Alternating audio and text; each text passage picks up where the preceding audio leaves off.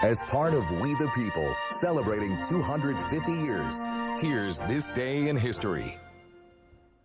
All right, as we continue to celebrate America's 250th birthday this year, we're sharing our We the People series, Charlie. The people, places, and things of the past that have shaped our country to what it is today, including something we would do on the roads. Okay. That's a bad tease.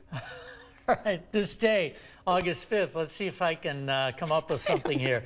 1914, the world's first electric traffic signal was put in place in Cleveland, Ohio.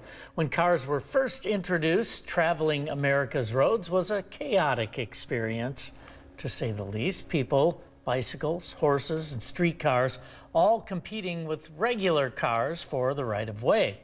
The problem was alleviated somewhat with the gradual disappearance of horse-drawn carriages, but even before World War I, it was clear that a system of regulations was necessary to keep traffic moving and reduce the number of accidents on the roads. First traffic island was put into use in San Francisco in 1907. Left-hand driving became standard in American cars a year later.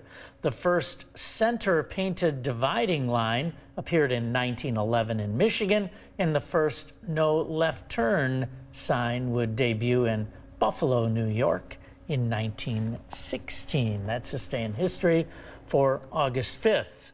Yeah, traffic signal, we talked about that earlier. I guess he had to train people on how to use them because obviously the first traffic signal, it probably wasn't very intuitive what to do. Yeah, thank goodness for that creation, but it must have been absolutely lawless before then. I also think we should maybe return to some of those horse-drawn carriages on the roads. You think so?